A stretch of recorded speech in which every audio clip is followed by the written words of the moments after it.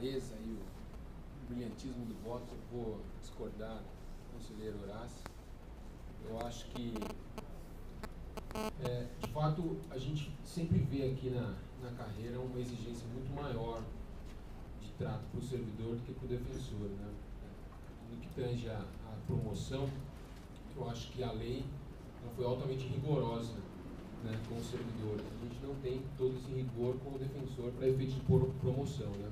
A gente acabou de discutir hoje a questão da promoção dos defensores, mas antes mesmo da discussão de hoje, a gente vê que qualquer curso, qualquer palestra que o defensor vai, já tem pontuação e já possibilita ele a promoção. E o servidor, a lei exige curso superior para os oficiais e curso de pós-graduação para os agentes, né? Então a gente vê que é uma exigência exacerbada por parte da lei, principalmente quando a gente exige para o concurso, o ensino médio, né, exigir dele a formação, pagando o que o Estado paga para esse servidor, é de fato uma exigência muito pesada, né?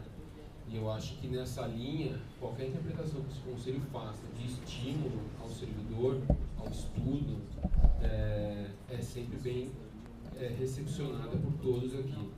De fato que existem diversas áreas, diversos estudos, diversos cursos que não guardam correlação com a atividade fim do servidor ou do agente. Mas não tem como negar que o estudo não deve ser marcado única e exclusivamente pelo critério meritório, né, da classe do curso que se faz. Eu acho que é uma escola da vida fazer uma faculdade, né? Há aprendizado na faculdade que não vai estar guardado necessariamente com aquela matéria que ele fez, a moda, né, a biotecnia.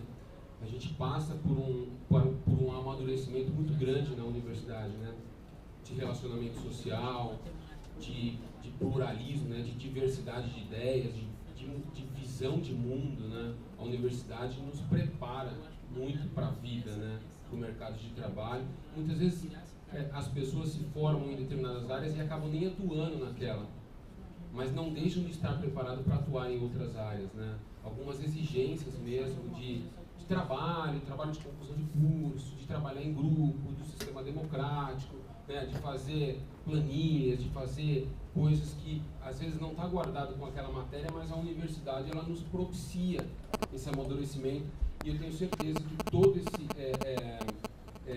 amadurecimento ele pode sim ser revertido para a instituição.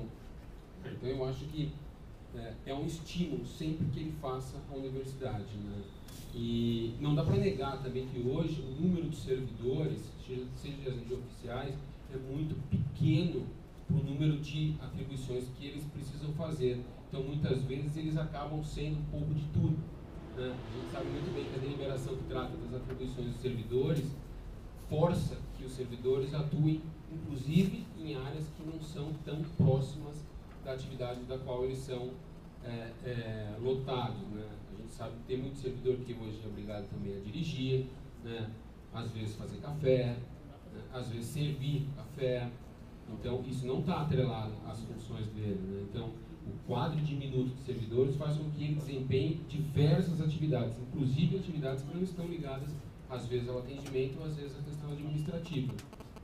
Então, limitar e dizer que tem que ser um curso voltado à área de atuação também faria com que a gente revisasse as atribuições dele, né? Porque, de fato, a gente amplia cada vez mais. Eu tenho certeza que, por exemplo, às vezes teatro não está totalmente ligado à atribuição, mas quem sabe ficar ali filmando na faculdade de teatro, ele pode ter uma técnica que faria com que ele desempenhasse um trabalho melhor, né?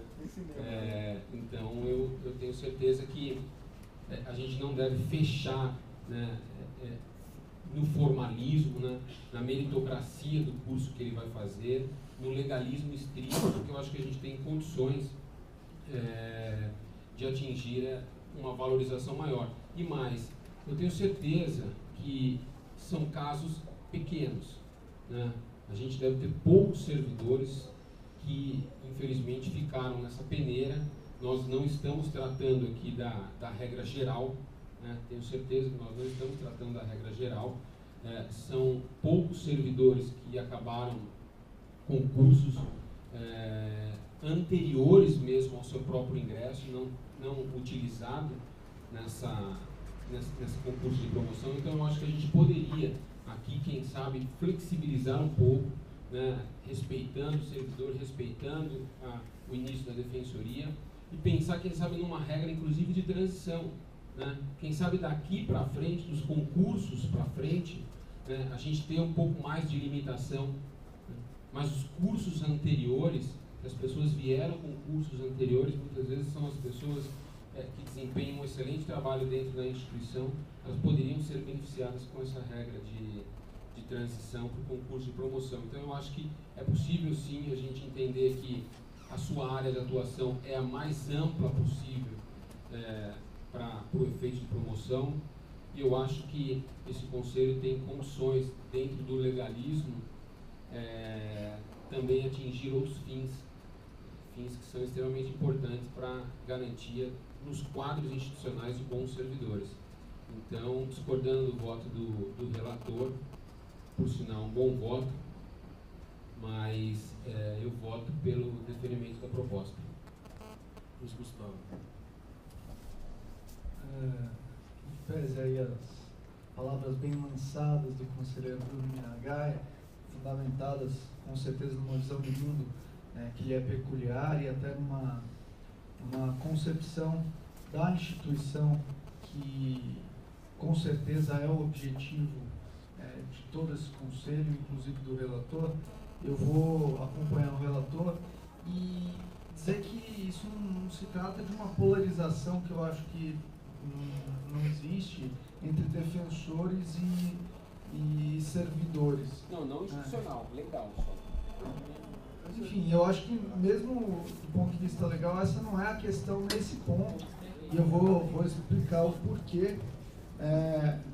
A regra da promoção dos servidores, ela busca priorizar, sim, o servidor que faz uma pós-graduação que tem a ver com as suas funções, e isso implica diretamente na concorrência para a promoção entre os próprios servidores, né? Não tem nada a ver com a relação com os defensores. Pelo contrário, a regra busca privilegiar aquele servidor que, percebendo qual é a função fim dele, a atribuição específica dele dentro da instituição, procura se qualificar. Eu acho que não tem nada de errado, né, nessa regra, em que pese respeite toda a área de formação. Acho que as pessoas são livres para escolher as áreas em que querem se qualificar, em que querem se especializar, mas eu acho que a gente tem que, sim, enquanto instituição pública que quer prestar um serviço de qualidade, privilegiar aquele servidor que, olhando ao seu redor, vendo quais são as suas atribuições específicas, procura se qualificar nelas.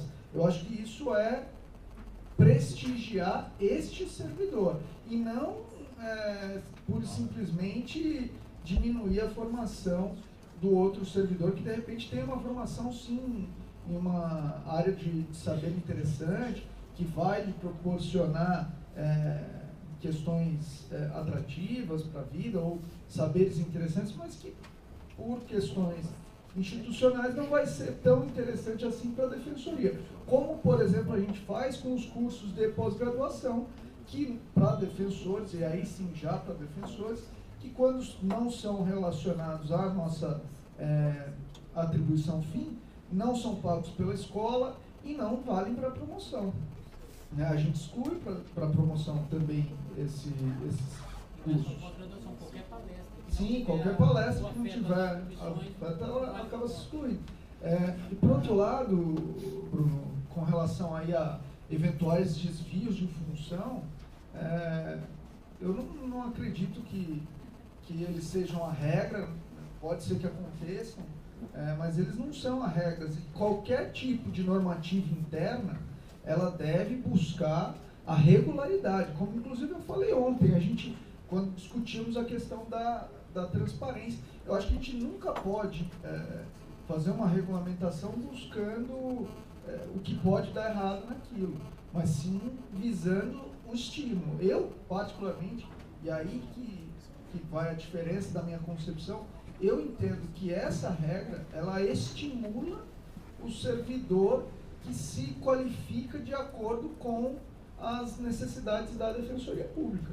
E não vejo isso como um demérito aos demais, pelo contrário. Eu vejo como uma priorização de quem a gente vai, de certa forma, recompensar. Só isso. Por isso, voto com o relator.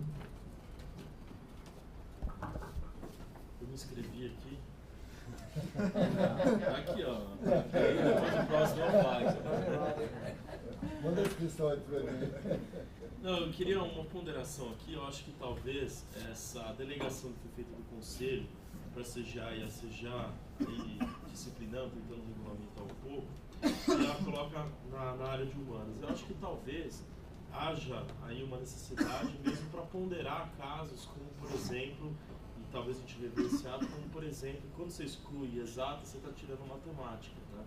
E às vezes a pessoa que está ali, presta conta, tal, está no seu dia a dia com essas matérias, talvez essa seja uma das disciplinas aí até de graduação mesmo, em que vale a pena você mesmo fazer aí considerar para fins de promoção.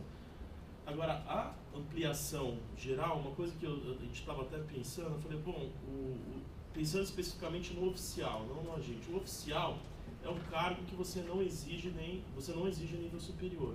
Então, se ele tiver uma graduação, talvez, pensando de um modo geral, interessante, então, que ele tenha qualquer tipo, já é legal, ele tem uma graduação, é interessante. Agora, uma questão, e depois até pensando um pouco isso, acho que conversando com o próprio Ricardo, do RH e com o Alessandro, foi uma questão, por exemplo, de você ter, a partir do momento que você considera isso para fins de promoção, você está dando um estímulo, você está reconhecendo, a instituição reconhece que você faz esse curso, tanto é que a gente considera para fins de promoção. E aí acaba entrando em algumas dificuldades práticas, como, por exemplo, hoje a escola da Defensoria, ela financia diversos cursos, tanto de pós-graduação como de graduação também, né? Tem vários oficiais, tem vários agentes que a própria graduação tem aí a contrapartida, o financiamento por parte da escola. Então, eu fico pensando, eventualmente, se a gente considera para promoção, fica depois difícil a escola dizer que não vai financiar, por exemplo, esse curso. Eu acho que fica uma certa contradição. Se a instituição considera para fins de promoção, por que a escola não financiaria? E aí eu me pegaria vendo aí, por exemplo, a gente financiando, por exemplo, cursos de odonto, por exemplo, dentro da instituição. A ideia é que vai financiar um curso de odontologia, por mais que seja interessante o oficial ter um curso de graduação, porque aí eu acho que fica também para a escola, ela não vai ter nenhum tipo de limitação. A gente vai ter que financiar, vai ter que bancar, inclusive, graduações de todo esse tipo de formação. E aí eu acho que talvez tenha... talvez essa dificuldade, porque se a gente considera para promoção, eu acho que fica difícil depois da escola dizer que isso não é de interesse para a instituição, já que a própria instituição considera para fins de promoção. Mas, de todo modo, eu acho que deve, sim, talvez ser repensado esse ato para incluir matérias, como, por exemplo, citado aí, acho que matemática, realmente, alguém que tem a formação, a graduação de matemática, talvez vai contribuir aquilo diretamente, mais do que alguns cursos de humanos, como o moda, por exemplo, citado como exemplo aqui pelo conselheiro da Matéria, com todo respeito ao curso de moda. Essa questão realmente é interessante que foi colocado agora, e realmente isso aí tem sentido, por quê? Porque se tem uma lei que diz que o critério só vai ser utilizado se tiver relação com a sua área de atuação, e o ato DEDEC fala, não, a gente só vai pagar curso se tiver relação com a área de atuação, em tese isso aí está relacionado sim, e a dar abertura, inclusive para eventual questionamento judicial, tal, não, se eu estou dando promoção, a ideia tem que me pagar. Então, assim, tem relação, eu acho que a gente realmente tem que ter cuidado com isso. E o principal ponto que eu acho que a gente tem que se ater aqui é que esse pedido é para concorrência entre os oficiais. Na verdade, então, o o assunto aqui está limitado a isso. E para a instituição, entre um e outro, realmente eu acho que é muito mais interessante promover ou dar um incentivo a mais para aquele que se forma numa área que vai ser aproveitada direta ou indiretamente, mas mais diretamente com a área de atuação do oficial.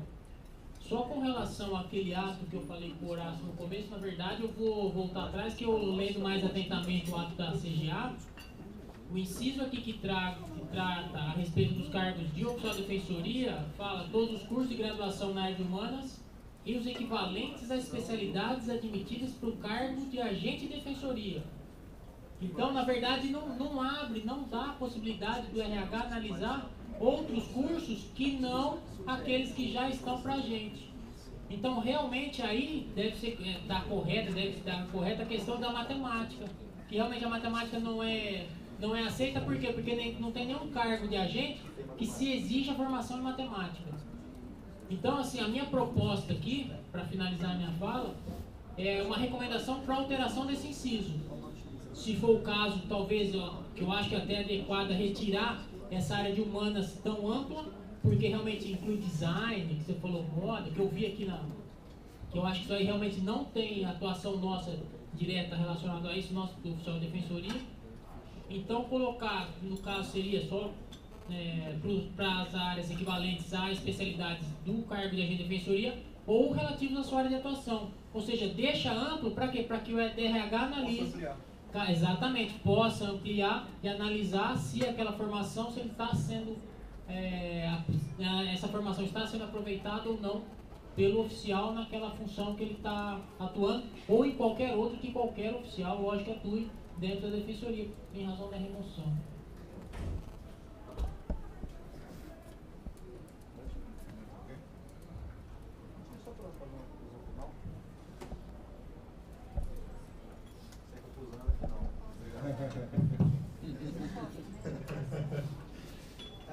O primeiro ponto que eu coloquei da extensão, embora entenda muito o que o Miragaya tem colocado, mas eu encontro realmente o óbice legal. Afastar o óbice legal é a maior dificuldade. E eu acredito que exista sim, aí se a gente fizer uma análise filosófica, uma injustiça legal. Concordo imensamente, até porque a existência da graduação é requisito para a promoção. Então, ainda que ele seja o melhor oficial da defensoria ou o melhor agente, se ele não tiver o curso, ele não vai ser promovido. Ainda que ele faça dezenas e dezenas de atividades outras. Então, isso é um problema. Mas é um problema que, infelizmente, está na lei. E daí você fazer uma inovação no âmbito do conselho para afastar essa vedação legal, eu acho complicado. Acho complicado não dá. E aí, sim, o que poderia ser feito, de repente, uma interlocução com o nosso assessor parlamentar, para que, de repente, estudasse uma medida que pudesse beneficiar os servidores. E aí, quando eu tinha feito essa análise primeira da CGA, era justamente isso, possibilitar essa abertura um pouco maior para a CGA, para que interpretar o que é relativo à área de atuação. Aí sim, no caso a caso, você inserir a impessoalidade, que aí se eu faço também uma normatização geral, por conta desses casos diminutos, eu viro o princípio da impessoalidade, porque a norma é abstrata. Então, a partir dessa decisão do DRH, cabe recurso. Exato, ainda cabe recurso. Então, isso aí daria uma segurança maior para os oficiais. Então, assim, eu entendo essa problemática, mas eu vejo que realmente a gente tem um óbice legislativo para implementar, mas aí sim, é uma preocupação que a gente tem que ter com os nossos servidores, né? E eu acredito até que quando a gente fazendo essa mensuração diferente aqui no conceito da CGA, a gente consegue contemplar, ainda que a gente esteja definindo a proposta para ficar muito ampla, mas a gente abre a possibilidade daqueles que trabalharam, que aí sim, relativo à área de atribuição, é um conceito subjetivo, é uma janela aberta aí pelo legislador para preenchimento no caso concreto, como diria a Judite Martins Costa.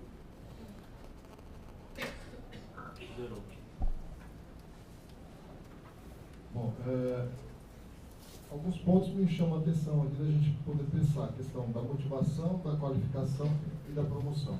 Três pontos que a gente já está falando aqui. Eu entendo que se a gente deixa aberto para o oficial, né, para fazer um curso superior, né? Eu concordo aí, acho que ninguém está discordando aí do Biragaia nessa questão de que o curso superior abre uma janela, né? E possibilita aos oficiais uma qualificação, mesmo que seja de moda ou fotografia, enfim, é um curso superior que dá uma qualificação melhor para a pessoa, né? Então, eu fico assim, preocupado da gente deixar isso aberto. Assim, a minha proposta era essa. Eu acho que a gente pensar para frente aí como é que seja na legislação ou seja numa deliberação. Mas eu acho que era importante a Defensoria ter isso mais aberto. Eu acho que hoje, inclusive, com uma interdisciplinaridade, isso, né, possibilita que até em moda você veja matemática, né? Então você tem hoje, aí o nosso grande professor pode falar mais aí, né? A questão de qualificar o oficial também. Você veja que a pessoa que entra com um nível médio, ele vai fazer uma qualificação, seja ela qual for, ainda possibilita que, se ele não continua na Defensoria, né, se ele não tem a promoção, melhor dizendo, claro que ele vai buscar outro, né, inclusive de atuação naquela área que ele fez. E acho que essa é a preocupação do legislador quando ele coloca que tem que ser relativa à sua atuação, para desmotivar a pessoa a buscar outra instituição, né, de trabalho.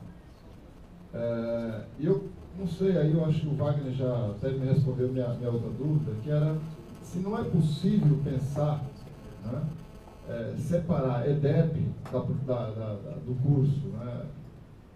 Sabe, quer dizer, a gente abre, mas necessariamente a IDEB precisa também abrir o seu leque, até pela independência que a IDEB tem, mas não sei, aí acho que você tocou nesse ponto aí. Eu pessoalmente acho que era importante a gente abrir esse leque, né? Pensando um pouco mais nessa questão da motivação. Obrigado.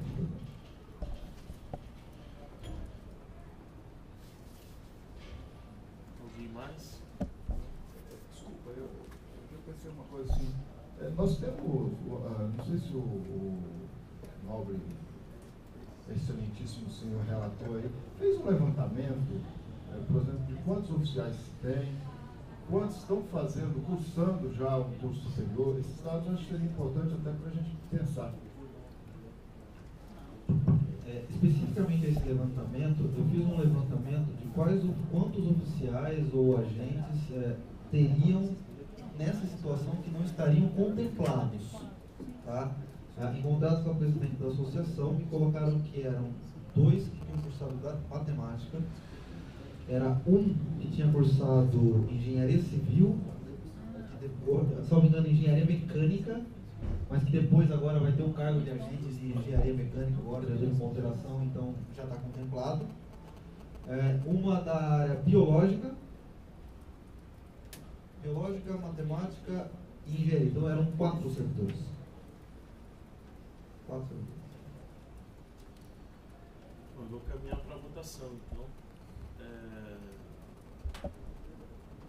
Proposta o voto do relator do Horácio pelo indeferimento, e o Wagner ele só acrescenta. Então, eu tinha feito essa sugestão complementar. Então, com sugestão para CGA para revisão do ato. Inciso 1 do artigo 1º do ato. Tá. Que é a resolução número 1 de 2012, né? Da CGA. Então, alguém encaminha Bruno diferente? Conhecido. Mas qual que é? Não, eu voto pelo deferimento da proposta. Pelo acolhimento. Permite esclarecimento. Que são duas partes dela, também pedia que se revogasse aquela delegação. Isso chegou a abordar? Não? Delegação do Conselho para CGA. Na verdade, seriam 3 pontos, na verdade. Tá? Primeiro ponto com relação aos oficiais, que seria amplo e restrito. E também tem a questão dos agentes, que seria também amplo e restrito, porque os agentes têm a vinculação com a área de atuação. E por fim, o terceiro ponto, a revogação da CGA.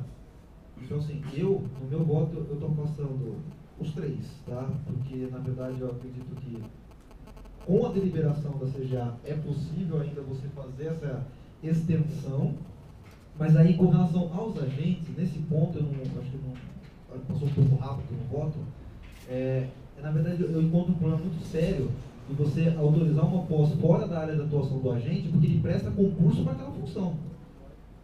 Então, assim, eu tenho um exemplo, um contador, né? A especialização do meu agente em contabilidade, né, que seja específico da área, mas se ele vai fazer uma especialização, de repente, que não tem a ver com a área dele, para mim, a finalidade para a qual ele foi contratado, ela não teria lógica. Eu faço os 3 pontos. Acho que é bom votar por pontos, então. Separar um pouco os oficiais. Há uma diferença aí. Há uma diferença bem significativa. Então eu vou encaminhar primeiro a proposta em relação aos oficiais, depois em relação aos agentes. E depois, se quiser, a questão da CGA, da revogação. Acho que aí já perde interesse.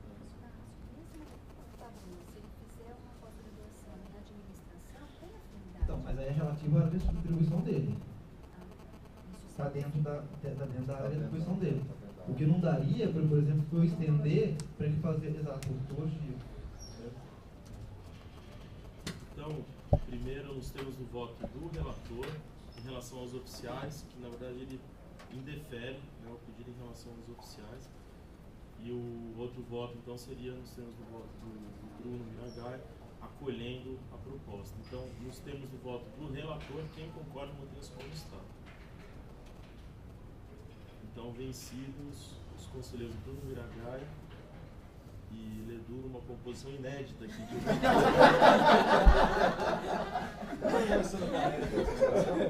Ela tem a tendenciosa a pedir lista dos autos. Acontece que ela disse que tem até proposta de mudança legislativa na Assembleia, então isso talvez vá sacramentar o fato, mas eu sou favorável a essa.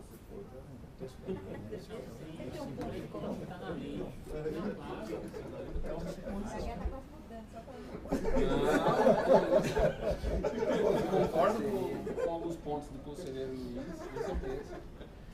Em relação aos agentes, Tinha avisado até mudar. então, em relação aos agentes, quem concorda com o indeferimento nos termos do voto do relator, mantenha-se como está. Uma situação. Então, mesma questão, também venci os conselheiros Bruno Miragai e Luiz Eduardo. E, por fim, ela propõe a delegação que foi feita pelo Conselho para a CGA, ela propõe que volte para o Conselho. E você indefere.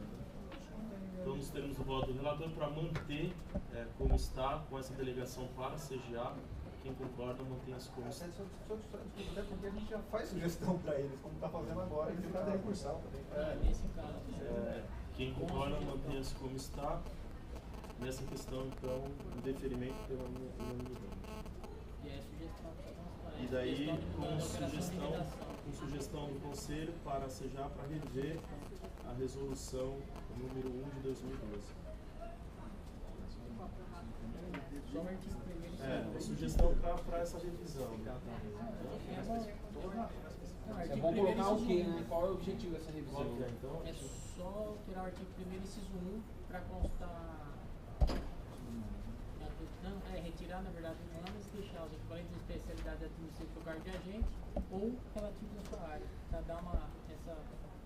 Mas aí vai ficar muito subjetivo, não é não? É o que é o. Não. Mas é o que está na lei. É o que está na lei. É relativos à área de atuação. Você só vai acompanhar o que está na área de atuação e dá ao DRH a oportunidade de analisar se aquele determinado curso acompanha ou não a área de atuação. Já inclui a questão. Será que não é melhor fazer a sugestão para revisão e daí apresenta e vocês vão ver porque acho que eles vão ter que fazer uma. Estuda junto com o RH.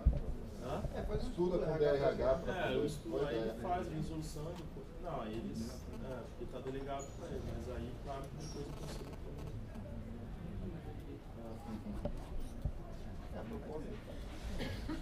Porque eu acho que aí eles podem até fazer uma análise, né, envolvendo, vendo outras áreas e tal, vendo que. Discutir com a associação. Vale a pena sim. Delegou, né? Não, pode, mas aí é a proposta essa, de mudar nada.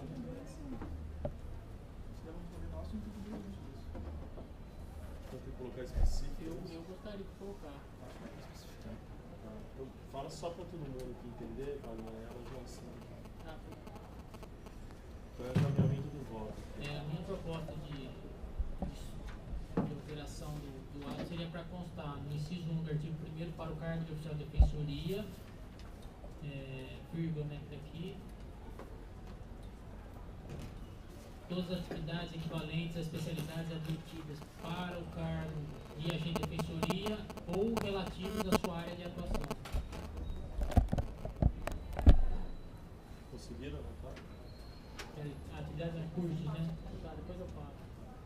Então, nos termos aqui encaminhados pelo Wagner, com essa sugestão, nos termos que ele colocou para sejar, eu concordo no texto como está, aprovado por unanimidade. Senhor presidente, só um minutinho, porque é uma curiosidade que talvez a gente possa esclarecer.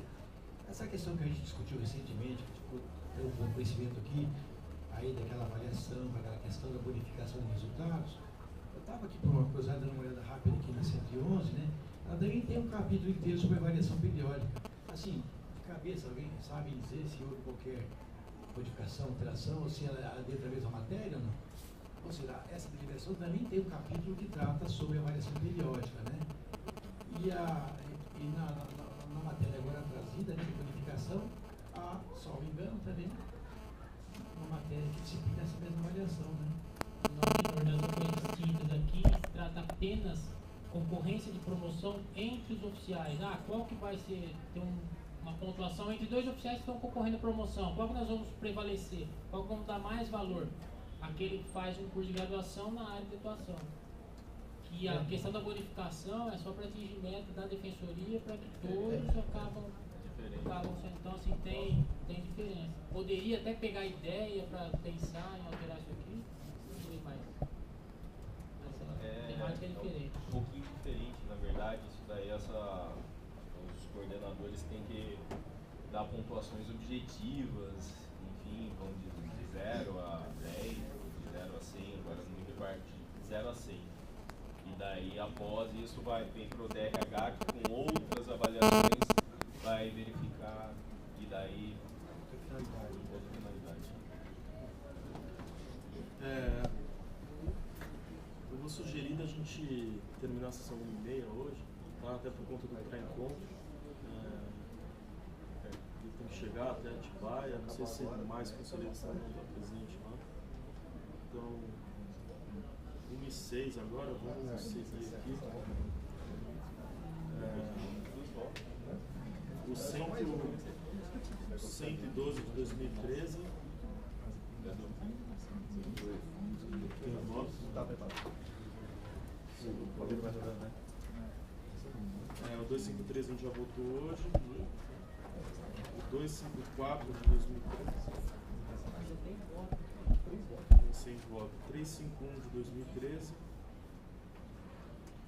Estava com vista para o Bruno Miragaia. Com vista de cotas. Esse processo, semana que vem ou no máximo na próxima eu apresento voto. Um caso bem simples, Historicamente, no mérito ele é muito complexo. Na história brasileira ele é muito simples. A minha também. Uma questão de ordem. Assim, não sei se seria possível a gente ter um acordo no Conselho de combinar, se o Miragaia se comprometesse a trazer na próxima semana, se a gente poderia fechar no Conselho, até porque acho que tem pessoas interessadas em vir participar e me pediram então para fazer essa solicitação. Seria se o Bruno informar quando estiver pronto e daí a gente assume esse compromisso. Não, assim que estiver pronto eu mando, o voto está pronto, vou ler Então não, o Caldeirão quer, na verdade, uma data específica. É que seja votado, né? Tenha certeza que vai ser apresentado. Né? Chega um problema aqui, não, mas a questão não, assim, dentro do limite, né, Edu? Dentro do limite, claro. Se acontece uma coisa. Está apto a julgar. O Miragaia informa com uma uma semana de antecedência, Alberto, para você? Tá ótimo, tá ótimo. Se é possível a gente fazer essa coisa, lógico. Beleza. Então ficou aguardando. Agradeço aí. 355 de 2013. O Edu voltou com o Miragaia, eu consigo até uma coisa aqui. Tudo tá pronto, o voto tá pronto. Tudo é possível. Se vocês quiserem. Qual que é? 355 de 2013. O coordenador regional de habitação e urbanismo. Posso ler? Tá pronto. Tem bastante trabalho, mas Isso é pesado. Ilustríssimo presidente, senhores conselheiros, depois de muitos meses vem a leitura desse voto. Trata-se de proposta de deliberação que cria a função de coordenador de habitação e urbanismo em questões agrárias e fixa suas rotinas administrativas. Em síntese, informa que a área de habitação e urbanismo na instituição apresenta uma especificidade com relação às demais áreas temáticas, em especial por possuir uma demanda de atuação, especialmente judicial, mais volumosa. O reconhecimento se deu não só pelo núcleo especializado da Defensoria, mas foi um consenso extraído em reunião de coordenadores de núcleos, onde se deliberou que o Núcleo de Habitação e Urbanismo elaboraria uma proposta específica para a atuação dessa temática no Estado, nos modos do que existe na coordenação da execução penal. Vale destacar que o presente pedido, embora tenha como premissa, no plano de expansão institucional, a ampliação e fortalecimento de cargos nas regionais, somente cria a função de coordenador de habitação e urbanismo e questões agrárias, não excluindo os demais cargos da regional o exercício da tutela coletiva. Para tanto, juntou minuta de deliberação que cria as rotinas administrativas para o exercício da função a ser criada. Com forma de garantir a implementação da presente política pública por meio de uma gestão democrática, incluindo a participação por meio da democracia direta, abriu-se consulta pública para a colheita de comentários e sugestões dos demais defensores públicos, servidores e sociedade civil, cujo prazo findou-se em 31 de julho de 2014. Foram 13 manifestações exaradas na consulta pública, 2 de defensores públicos, 1 de agente de defensoria, 1 do Poder Legislativo do município de Araçatuba e 9 manifestações da sociedade civil, contendo entre elas integrantes de movimentos de luta pelo direito à moradia, engenheiro, geógrafo e a Ouvidoria Geral da Defensoria Pública e outros segmentos. Todas as manifestações foram pelo deferimento do pedido, ainda que com sugestão de alteração de texto, havendo uma única manifestação pelo indeferimento, de defensor público. Eis o relatório. Ressalvadas as alterações propostas por este relator, o pedido merece acolhimento, se não vejamos.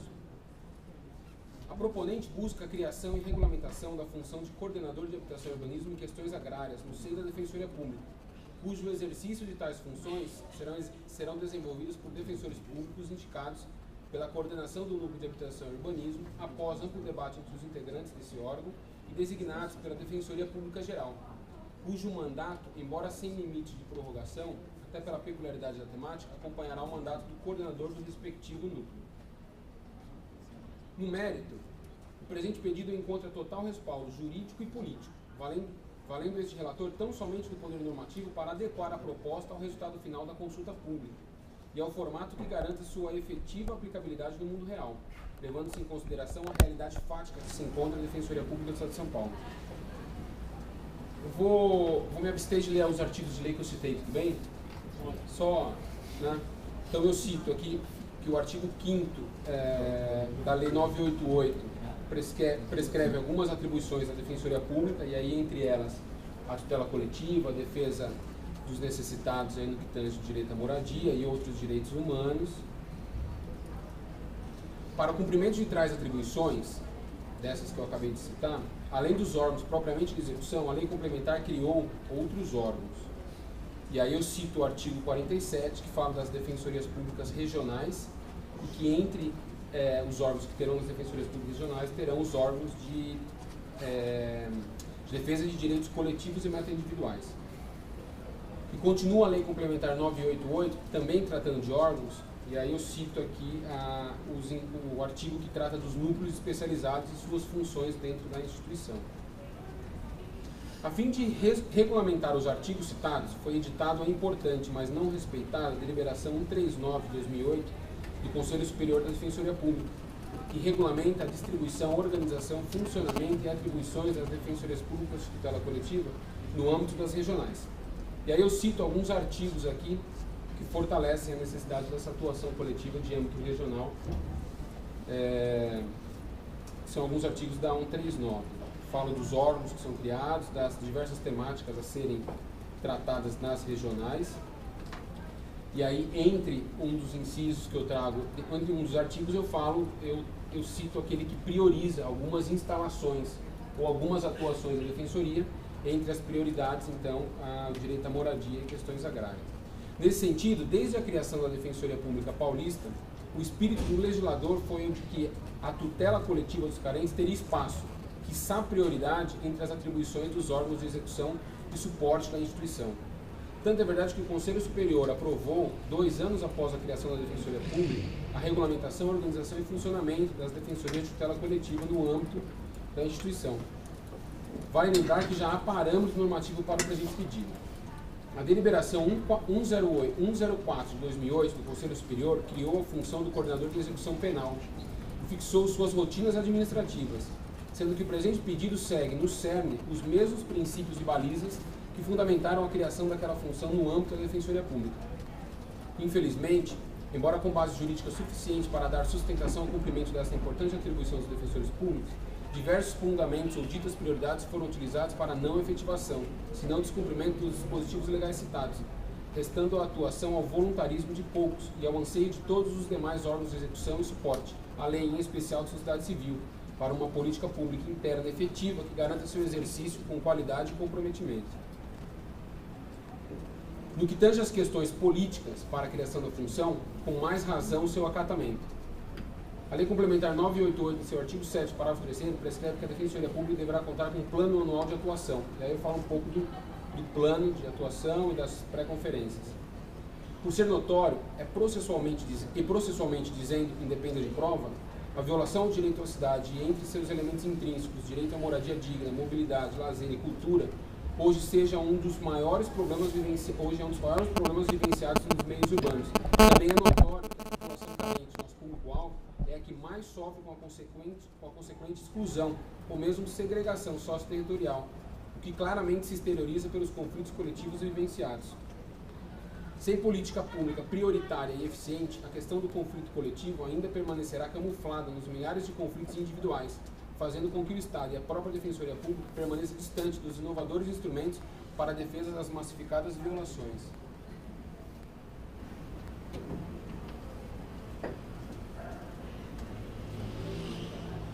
Mas, como citado acima, a gestão institucional é oxigenada pelos anseios da sociedade civil.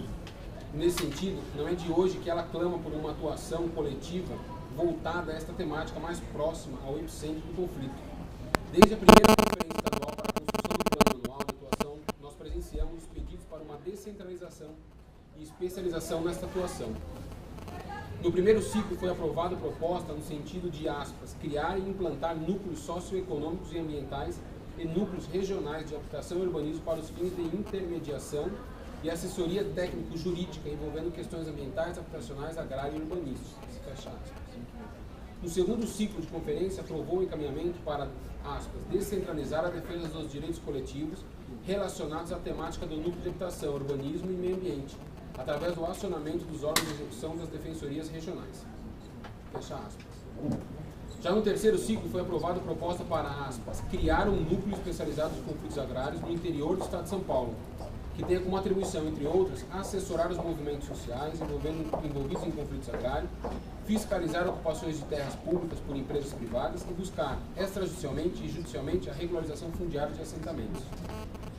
Fecha aspas. Por fim, ainda no terceiro ciclo, abre aspas, ficou aprovado que a sociedade civil a necessidade de destinar defensor público especializado na área de habitação e urbanismo em cada unidade e na impossibilidade de um defensor público especializado em cada regional. Fecha aspas. Vale dizer que o plano anual de atuação em vigor estabelece as seguintes estratégias para a estruturação e atuação dos defensores públicos especializados na área de habitação e urbanismo. A. Identificar as unidades que contam com defensor especializado e como cada unidade trata a temática. B. elaborar estudos de viabilidade para destinar um defensor público especializado na área de habitação e urbanismo para cada unidade, ou na impossibilidade, um por cada regional. C. Implementar a solução encontrada na linha B, ou seja, implementar a estruturação de defensores em cada unidade ou regional que atuem exclusivamente nessa temática. Né? E o anseio pela atuação da Defensoria Pública dos moldes do pretenso pedido não advém somente de fora da carreira. Em agosto de 2012, foi anunciado o resultado de uma pesquisa feita pela Defensoria Pública Geral, em São Paulo, após a resposta a 45 questionários respondidos pelas coordenações das unidades da Defensoria Pública, onde se pode constatar os seguintes dados. E aí eu trago todos os dados, aí eu vou elencando as unidades que falam a necessidade de estruturação, de capacitação e de especialização de defensores públicos em cada unidade para atuar com essa demanda. E eu trago, por exemplo, o Avaré. Eu vou falar algumas, são várias que eu trago. Avaré, não há atribuição específica para tal atuação, além de haver excesso de trabalho. Ipiranga, impossibilidade estrutural. Lapa, dificuldades dos colegas em buscarem as demandas dessa natureza, em virtude do volume de trabalho. Pinheiros, a unidade conta apenas com 2 defensores e não possui estrutura humana e material para absorver a demanda. Santos, a unidade não possui atribuição fixada para atuação em tutela coletiva. Outro dado importante é o número das demandas coletivas envolvendo os conflitos coletivos, algo até que o conselheiro Luiz me questionou, que aponta na instituição bem como a área respectiva. E aí eu trago também os apontamentos de como estão essas demandas hoje, só que com base em uma pesquisa feita em 2012. Então, algumas unidades indicaram os PAs abertos para investigação de violação a direitos humanos ligada à área de tutela coletiva. Então, por exemplo, aí aqui dá para ver a discrepância das temáticas, da cidadania e direitos humanos. Taubaté tem 12 procedimentos abertos, isso em 2012. Santa Amaro tem 5, São Miguel tem 5, São Carlos 3, Campinas 2 demandas, Marília 2, São José do Rio Preto 2, Araraquara 1, Araraquara, Itaquá, Itaquera, Jaú, Osasco, Piracicaba, Presidente Prudente, todos com uma demanda. Idoso, todas as unidades indicaram uma demanda somente. Todas as unidades que disseram que tem procedimento sobre direitos humanos voltados ao direito ao idoso, pessoa com deficiência, só tem um procedimento instaurado. Combate à discriminação, Franca e Ribeirão Preto, um procedimento. Defesa da mulher, Piracicaba e Taubaté, um procedimento. Infância e juventude, um número grande também, aí um indicativo para o conselheiro Luiz, também está com pedido similar. Santos tem 13 procedimentos, Santo André tem 9 procedimentos, Bauru tem 3, Mogi e São Miguel 3 procedimentos, Piracicaba e Taubaté 2 procedimentos, Araraquara, Carapicuíba, Itaquá, Jundiaí, Marília, Ribeirão Preto, Santa Amaro e Família Central, um procedimento. Já as questões agrárias e habitação e urbanismo, Santa Amaro tem 35 procedimentos abertos, Taubaté tem 17, Guarulhos tem 5, Santos tem 5, Campinas tem 4, Vila Mimosa 4, Itaquera, Marília, Ribeirão Preto 3, Osasco, Santana, São José do Rio Preto, Araçatuba, todos com 2 procedimentos. E demonstra que é um volume, pelo menos para as informações prestadas, maior dessa temática.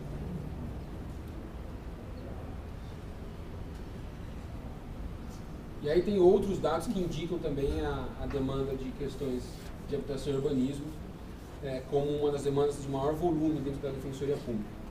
Verifica-se as questões de habitação e urbanismo, questões agrárias, além das questões de cidadania, direitos humanos e direitos sociais, que estão, em última análise, atreladas às primeiras questões, são de longe as que mais batem à porta da Defensoria Pública, sendo que, como visto acima, ainda não tem recebido a devida política pública, o que significa dizer que, dentro das prioridades, não me parece que temos priorizado a atuação nessa temática. E não me parece que exista, de fato, uma resistência interna impossível de ser vencida. Eis que, retirando o voluntarismo daqueles que dedicam tempo extra do trabalho para o desempenho dessa atribuição, o grande problema para a implementação efetiva dos órgãos de tutela coletiva nas unidades, nos modos da 139 ou qualquer outra matéria, é a vontade política de priorizar o exercício das respectivas e específicas atribuições legais. Portanto, constata-se que a falta de priorização do tempo na atuação, estrutura, suporte dos núcleos e incentivo institucional são os maiores problemas para a efetiva implantação das defensorias públicas de tutela coletiva, ou mesmo para a criação da função de coordenador de determinada temática. Assim, por haver sustentação jurídica, bem como, em especial, política, principalmente no momento que vivenciamos, que é a expansão institucional, o presente pedido deve ser acolhido, com as devidas adequações que este relator entendeu por bem inserir, que passam a integrar a minuta de deliberação. Destaco que tais alterações, que culminaram na deliberação que ora apresento, emergiram das reflexões extraídas da consulta pública e de outros meios de diálogo estabelecidos com diversos atores, inclusive com pesquisas a modelos ou normativas de outras instituições, ainda que informal, mas que contribuíram para a construção desse marco regulatório em consonância com a realidade fática da Defensoria. Prestando atenção, presidente.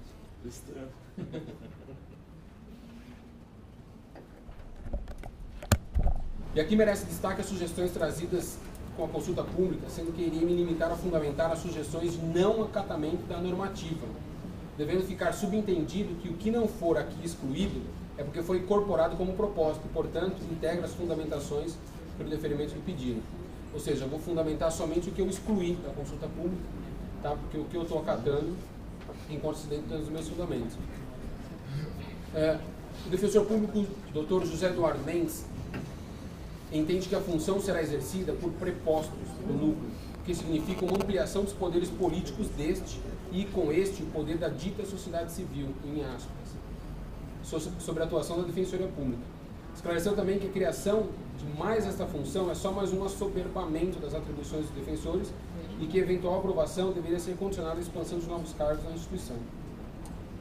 Como fundamento, a criação das chucas, e aí essa expressão chucas Coordenadoria de Habitação, Urbanismo e Questões Agrárias, é uma expressão que foi dada pelos interessados na proposta, e eu incorporo aqui no meu pedido, chucas, né?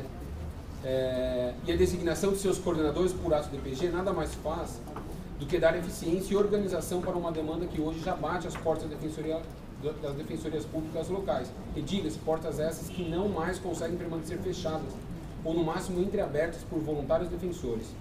O papel do núcleo é tão somente exercer sua função primordial, ou seja, dar auxílio aos defensores públicos com atribuições nas respectivas temáticas, e nesse caso, organizar a forma de indicação dos coordenadores. Nas repúblicas, sempre respeitado o Estado de Direito, o Estado, o poder público, nada mais é do que a organização máxima da sociedade civil. E esta, quando se organiza, muitas vezes, não por mero capricho ou deleite, mas sim para se fortalecer em torno de interesses comuns, muitas vezes por infelicidades sociais, também orienta o Estado no encaminhamento de políticas públicas, restando a este, dentro do Estado de Direito, a garantir o sopesamento do bem-estar social de todos, não somente no mero movimento. E nesse sentido, me parece que a proposta do núcleo, ou mesmo da sociedade civil, se apresenta como um instrumento para a concretização da política pública de acesso à justiça, ainda que especificadamente na vertente do direito à cidade e à moradia digna, não havendo que se falar em assoberbamento de atribuições e ampliação do poder político, mas sim em priorização e organização institucional. Outro destaque que merece ser pontuado encontra-se na manifestação do engenheiro Feliciano Tavares Monteiro, que sugestionou a alteração do nome conflitos agrários para conflitos sociais. Fundamentou sua sugestão no fato do conceito de conflitos sociais ser bem mais amplo, o que, aspas, colaborará com a busca de uma maior sinergia entre as novas funções de uma defensoria. De fato, o conceito de conflitos sociais é muito mais amplo. No entanto, a deliberação proposta visa exatamente organizar a prestação do serviço de assistência jurídica a determinada demanda que aflora na instituição de forma muito mais emergente. A máxima de quem prioriza tudo e não prioriza nada é algo que deve ser evitado na Defensoria Pública, em especial por ser uma instituição que, infelizmente, até o presente momento, não recebeu do Estado a amplitude condizente com o tamanho da pobreza do país, o que, consequentemente, exige que, dentro deste enorme conjunto de violações da Defensoria Pública, com o auxílio da sociedade civil, prioridades para a prestação de serviço. Nessa linha, o melhor e mais eficiente é que se mantenha a restrição a conflitos agrários. O último destaque que se faz são as sugestões da Ouvidoria Geral da Defensoria Pública, que exerceu um papel fundamental na divulgação da consulta pública e mais, na própria compilação das propostas emanadas dos mais diversos segmentos. Entre as propostas não acolhidas por esse relator estão: 1. A exigência de carta de recomendação de grupos, comunidades ou entidades da sociedade civil ao nome do proponente e à função. 2. Consulta pública para a escolha do nome do proponente